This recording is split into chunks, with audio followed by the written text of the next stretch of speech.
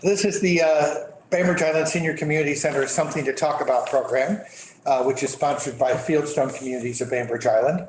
Fieldstone is offering memory care, and they have assisted and independent living on tap there on Rolling Bay. Call 360-689-4314 to schedule a tour or learn about their respite and day stay programs. Also, we are gathering on the ancestral homeland of the Puget Sound Coast Salish, the people of the clear salt water, and we are grateful for their hospitality and their stewardship of these waters that we call home since time immemorial. Today we are talking with Michael Lisagor. Mike had written a column, as you often do, on a sort of every month or two, and it caught my eye. We've been talking a little bit about teaching truth to young people, and there was a march about that just a week or so ago. And your column was talking about the challenge, but the necessity of truth-telling to our next generation. And I watched the video that you shared, which I'll put a link to if you're watching this on YouTube later. I'll put a link in the description part about that, because that was a wonderful talk about what it's like from your memory to be a high schooler, and you spoke very honestly about the challenges that you went through and how you might not do it the same way again, but we never do it the same way again. No, isn't that the truth? So why don't you tell me a little bit about, it looks like maybe you have, is this the column that you have? Yes. It's a little shorter version that I read to the school board. Oh, okay. Would you like to share it with us today? Is that? If you think, Yeah, I think it would be great. Sure, I'd be happy to. It's not very long. So I presented this to the school board about 3 weeks ago. And it just happened that it was the time when they were voting on the LGBTQIA plus community day, and honoring them, that would happen every year. So it was packed, especially with young people of that community. Oh, that's great. So it's kind of perfect. So I said, as someone whose Jewish ancestors were mostly eliminated by Stalin and Hitler, I understand the historical context of ethnic injustice and religious intolerance.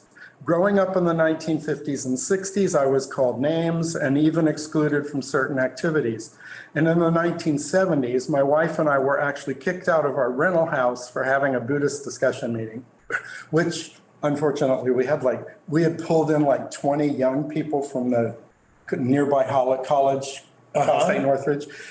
But unfortunately, one of them was our landlord's daughter. And he was an elder in his Christian church.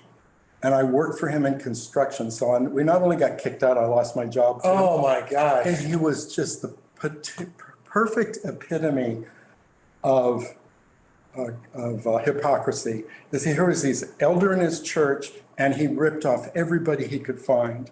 Like he had us do driveways that were an inch thicker, thinner than they should be, things like that. Right. Yeah. And even though he had a religious tradition, he thought that it was illegal, or at least he didn't like the idea of you meeting in your home. No, he was not happy about that. I said, still, as a Caucasian, I recognize my differences will never be as readily visible or difficult as they are for people of color. Informing our youth about the Holocaust and other genocides, as well as slavery and institutional racism, is a heartbreaking but necessary task. We must teach children that these events didn't occur in a vacuum, but were, and unfortunately still are, a result of deep-seated prejudice and bigotry. School board efforts to promote open-minded curriculum are helping prepare students to recognize and fight against injustice wherever they may encounter it. Every year, I try to encourage our ninth graders to develop empathy for and refrain from bullying those whose appearance or belief is different, including our precious youth members of the LGBTQIA plus community. Efforts to alter how history is interpreted and taught will not change the harsh realities our students face today. If allowed, they will actually worsen them. A core tenet of the SGI Nichiren Buddhism my wife and I have practiced for over 50 years has been to respect the dignity of every human being. On the morning of October 9th, 1960, our mentor, Buddhist scholar Daisaku Ikeda, while visiting from Japan, was walking in Chicago's Lincoln Park where he watched several young boys kicking a ball, all the while inviting others to join in. When a young African-American boy came along, he was ignored. Then an elderly Caucasian man rose from a park bench and screamed at the boy, who quickly fled in painful humiliation, too quickly for Ikeda to catch him. What feelings did the boys take with him when he ran off, Ikeda wondered. If such treatment occurred every day, then the boy's heart must have been cruelly assaulted time and again, leaving a gaping wound that bled with anger and sadness. As he thought of this young boy's future, he vowed in his heart, "I promise you that I will build a society truly worthy of your love and pride." Clearly, this endeavor is a marathon, not a sprint, and each of us has a unique role to play. I look forward to continuing to support the school system's effort to create such a just, equal, and compassionate society for future generations. Thank you. That's wonderfully written, and it caught my attention about the idea that we all have a role to play, and that challenge of speaking truth is not one that is a one-off. It's something you have to continually look at. And talking with, we did a whole series here at the Senior Center on Stamped, the book that was the community read.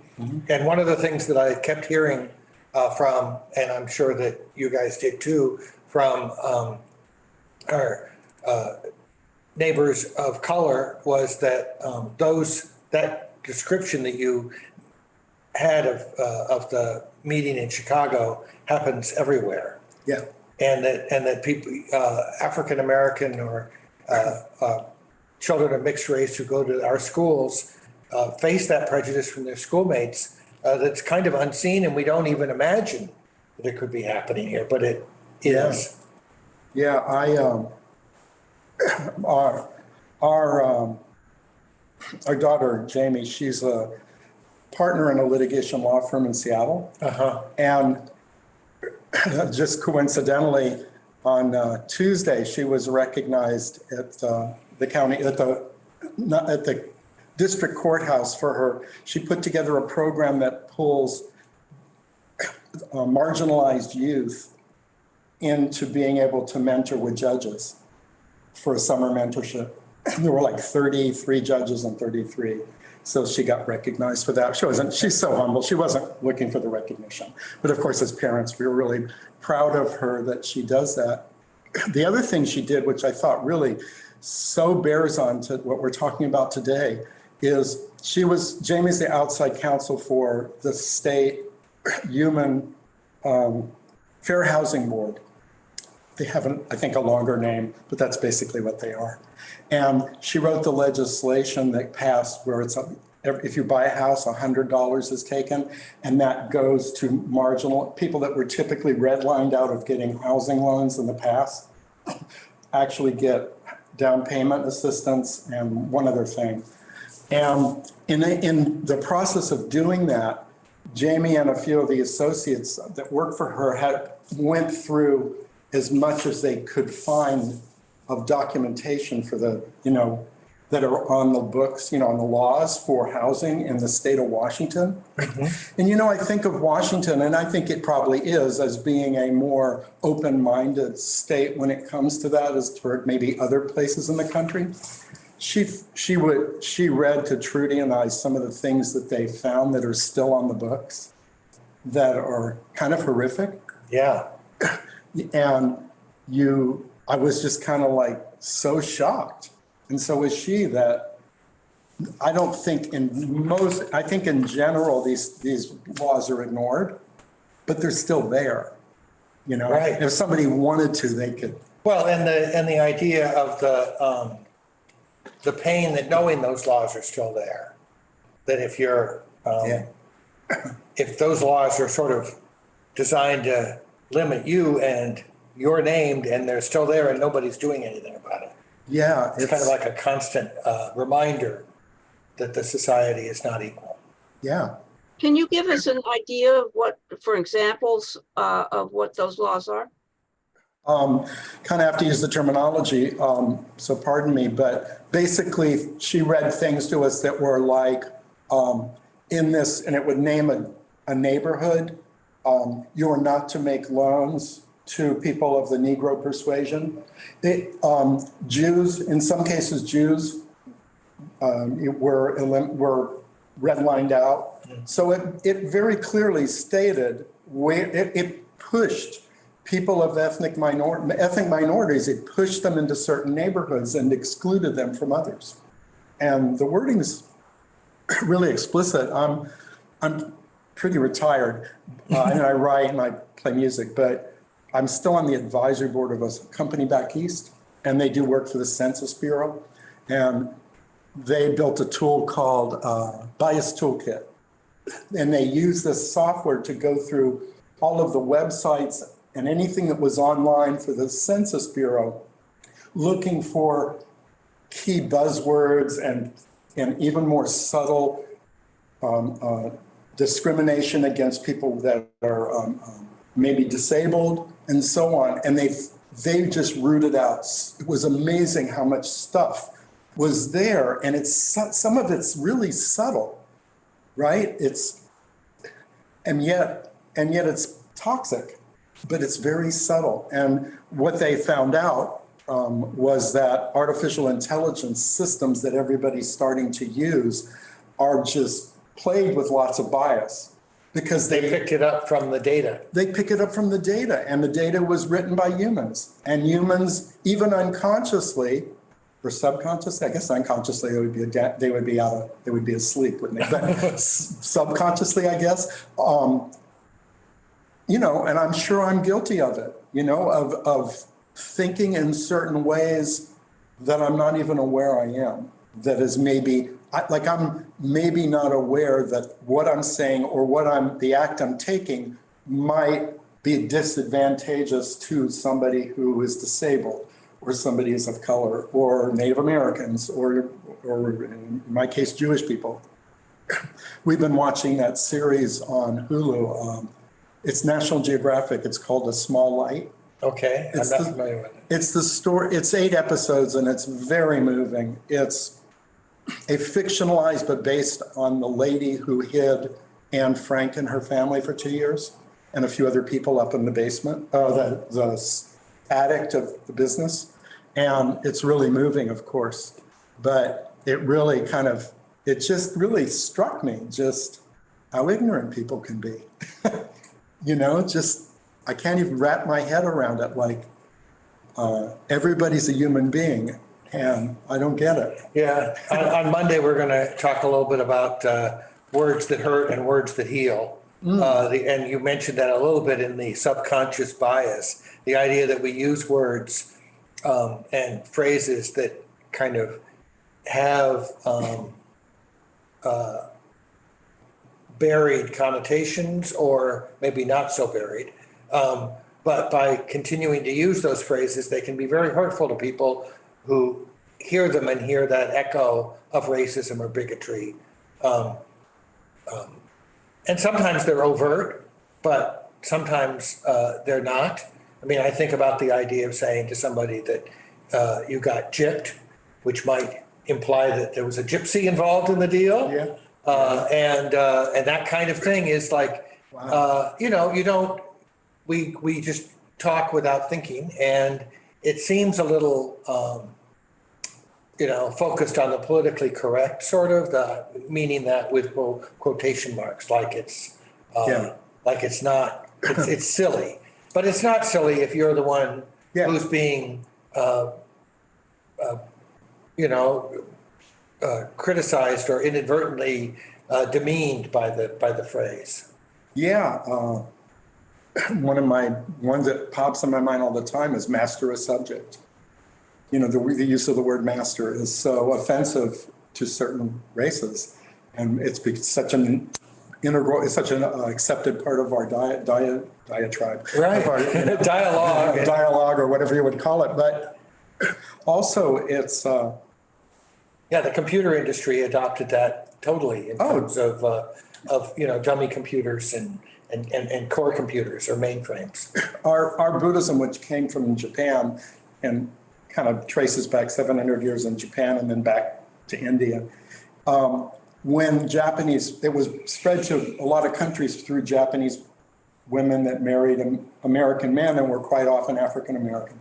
And they brought it back to countries like America. And so that's how it started in America. And then it started spreading.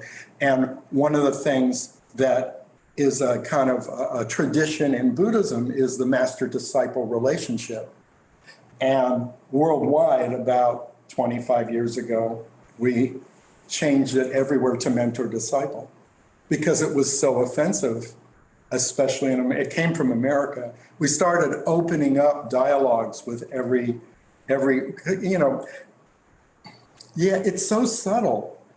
Sure, congregations that might be really, liberal is probably the wrong word, but the members are perfectly happy to accept anybody in any race, and they try not to discriminate. That's liberal sort of in the definition. Yeah, I guess it is. Not in the political. But at the same time, what I understand is when, let's say, an African American person walks into their church, they can barely get through the door where they're bombarded with images, and subtle nonverbal messages about the way things are presented and done that are uncomfortable to them, where it's already foreign to them. It's really we have 90 Buddhist centers around the country, and we're about 20% African American and 20% Hispanic. And we've had to go through lots of dialogue to make our Buddhist centers welcoming to anybody and people that are, non-binary and so on. And it's a huge challenge. It's one of the reasons, and it's why I'm glad that we basically meet in members' homes. I mean, that's the basic around the world is discussion meetings in people's homes, because I think it's less intimidating than it is to walk into a building not knowing what you're not knowing what to expect. Right, where it's more less sort of corporate iconography and more where I live. Yeah. Yeah. So Somebody on? Yeah, did somebody have something they wanted to say? No, okay. When you have talked with kids or talked with kids maybe after your conversation or your statement at the school board, have those young people spoken back to you about this idea of truth and their impression of how that's going? I get a lot of that feedback in two ways. One is from Rachel Reese, who's just really a remarkable young lady who is just so making such headway and working so hard to bridge this gap between Caucasians and everyone else, and she's really helped Trudy and I think, take another step in realizing how important dialogue is. And every semester I meet with the health classes, the 6 health classes at the high school of the 9th graders. So for the last 7 years, I've gotten to talk to the high schoolers. So I do get feedback afterwards from them because this is one of the things I talk about. And in high school, the feedback that we've gotten from students is it appears in two big ways. One is obviously that's been there since you and I were kids, which is, the cliques. And, cliques form and then exclude by their very nature others. Maybe that's how young people learn how to do that. But it also appears predominantly online and in social bullying.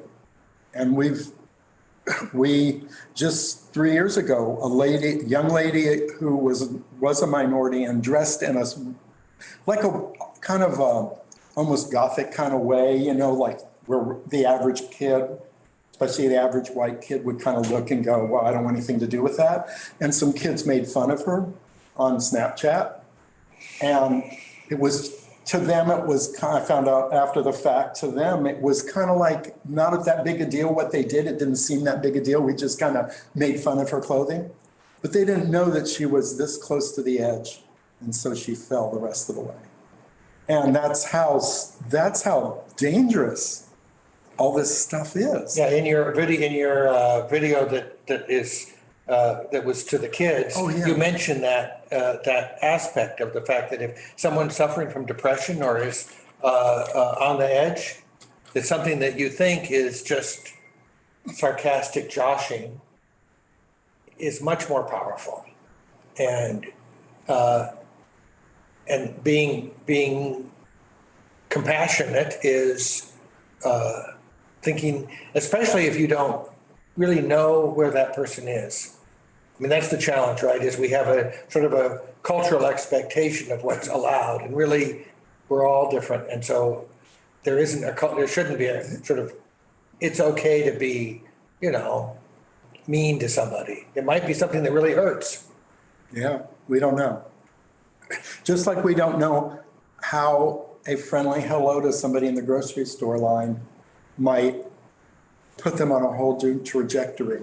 Oh. Just because they were just so down on the world and everybody's mean to everybody, and my kids yelled at me yesterday, and then somebody in the grocery line just treats them with respect and says, oh, here, let me buy that for you, or whatever, can just restore that person's equilibrium and maybe give them some hope. Because, my favorite saying is hope is in the mind, not the state of the world. I think probably wasn't the first person, but Václav Havel is the first one. Yeah, that's who I've heard you quote. Yeah, and I love that quote because he had that realization in a Soviet gulag, right? So repeat it one more time. Hope is not the state of the world, it's the state of your mind. I mean, that's it. Because for thousands of years, if it wasn't the Africans, it was the Jews. If it wasn't the Jews, it was some form of Christians. I mean, it's like if it wasn't the Russians, it's the Ukrainians. There's always a people that other people thinks is less than them, is less deserving of respect, less worthy. Even, and the ironic thing to me is, because I've studied a lot of religion, and I think as Buddhists, we try to be really inclusive and respect-worthy of other religions, because there's something to be I think there's something to be, lots of value to be found in all of these ways of thinking.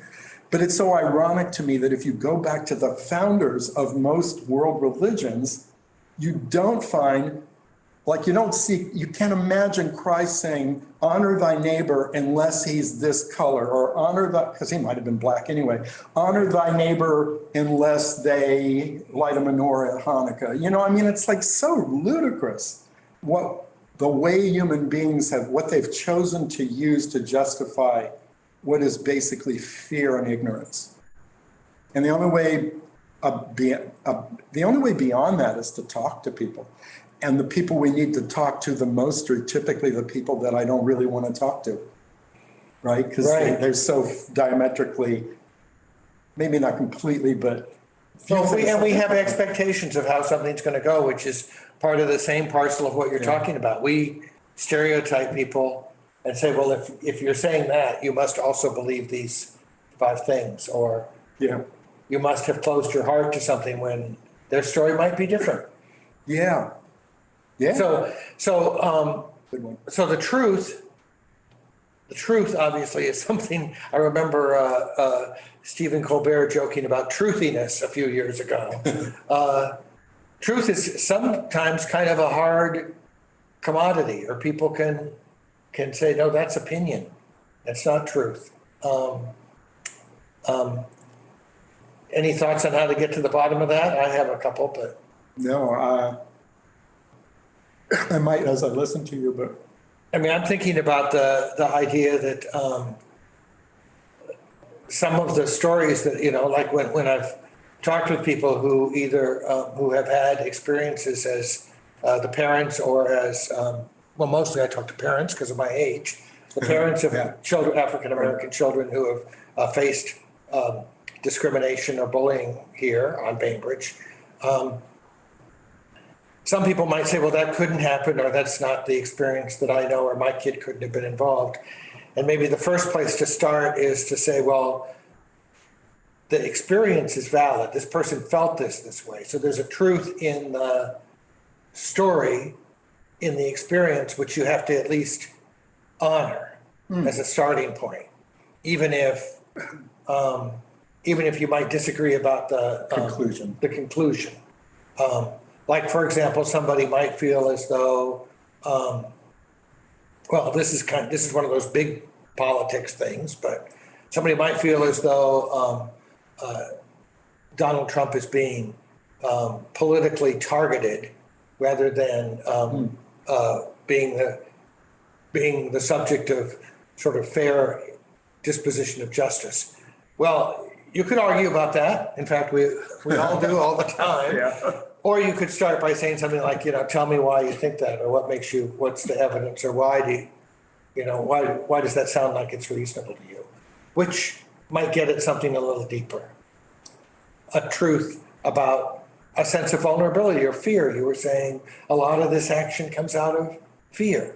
Fear you're going to lose something, or fear that you're not, that you're going to be, that there's, I don't know, I guess lose something is the biggest something. Several years ago, I started was one of the co-founders of an internet company, now it's govflex.com.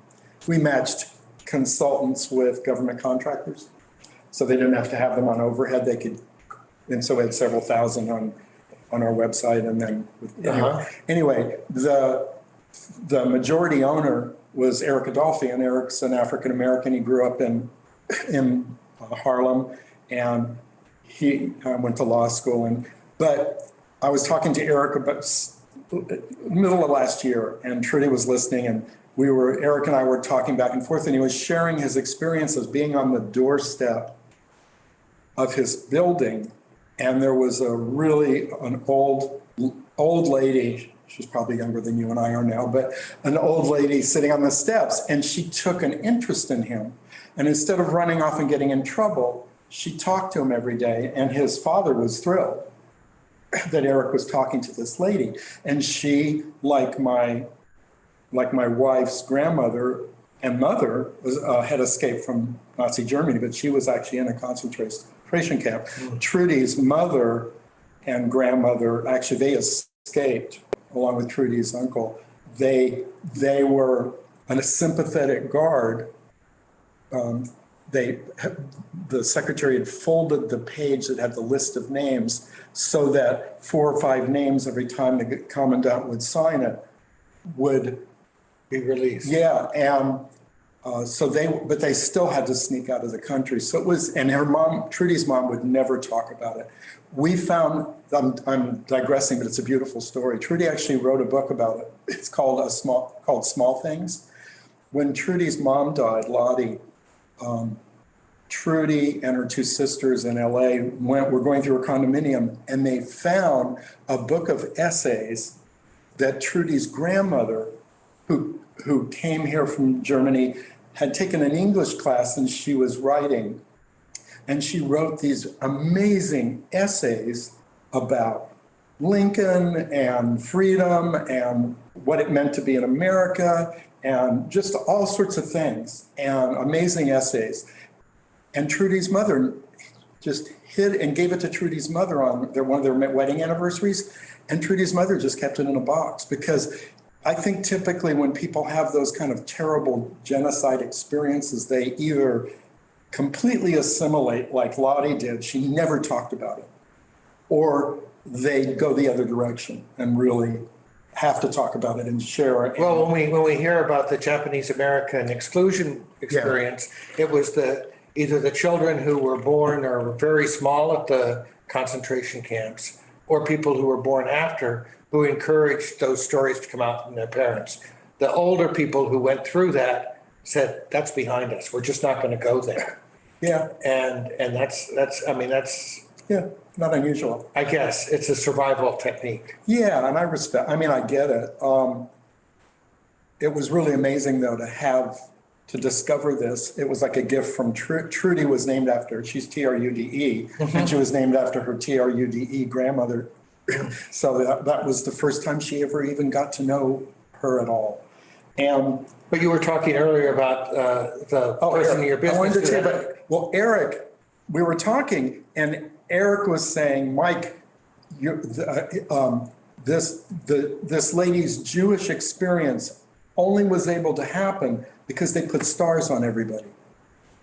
You could kind of tell, I think if you're really sensitive to it, you could pick up on context, speaking context and other things, right? To say, Right. gee, that person's probably Jewish. Trudy and I've noticed, even though we're Jew-boos, right? But I mean, we're basically we've been Buddhists for 54 years. Right. So, but we're still Jewish. Like Trudy's mother always liked to say, because she did, I love you. I love that you guys chant. It's been wonderful for you. Don't stop. But if they knock on the doors, you're Jewish. But Eric's point was, I can't take a star off. I'm black, right? So when he walks into a store and I walk into a store, if the store owner's anti-Semitic, he's got to guess if I'm Jewish. If he's racist, he doesn't have to guess. Oh, a black man walked in. I got fear, and all the things that happen. Right. Just thought that was kind of interesting. It opened my eyes a little. Yeah. Well, and I think, we've seen in recent years that it's, that anti-Semitism is flaring up again. It's kind of like it's like a frustratingly pernicious characteristic of our culture when things start to look a little unsettled, as they are. Yeah. People tend to grab and try to find somebody to blame or criticize rather than recognizing we're all in this boat together. Yeah. We're all in this boat together. Well, do you post these on your website, on these blog posts that you do? If I were to go to romancingthebuddha.com, would I find any of this? Or? There's a few under writing. My books are up there. I've written 4 business books and 3 Buddhist books. And it's fun because they are all on Amazon, and they, Right. every few days I go on and, I sold a few books, and people buy my 50 years of Buddhist practice from all over the world. It's so fun. It's a sequel to Romancing the Buddha.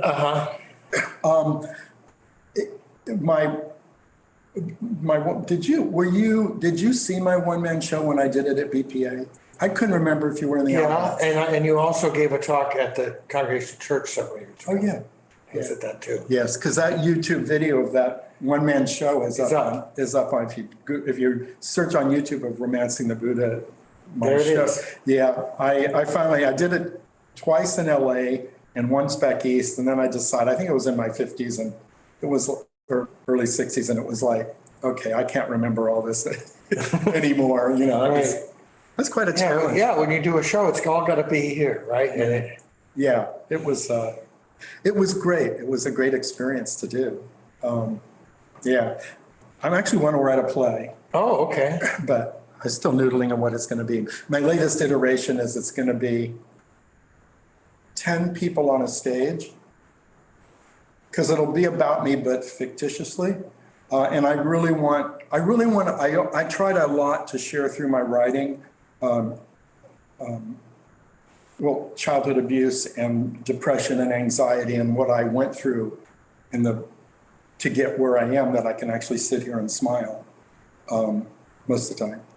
And I would like to write a play about that. And I had this idea of 10 people on the stage, and they're all characters in this fictitious man's life that knew him at some point. And you never hear from me, the man. Right. He's off stage. He doesn't, all you hear is what people's experience was of that person, which is so kind of interesting, I thought. Yes. I thought that would be kind of a, Well, we were thing. speaking earlier about the various ways that we are not, the same, as we're all unique, but also all the impressions of us are unique. yeah. And we all, it's a kaleidoscope. Our world is just amazingly, beautifully complex. It really is. And yeah, Yeah. I thank you for coming by. I really appreciate My talking to pleasure. you. I'm glad you guys got to spend a little time getting to know Mike. He was a great guy. I appreciate that. Yeah. And keep writing. I appreciate getting your posts. Thank you. I will. Okay. I will. I appreciate it. This is great that you do this.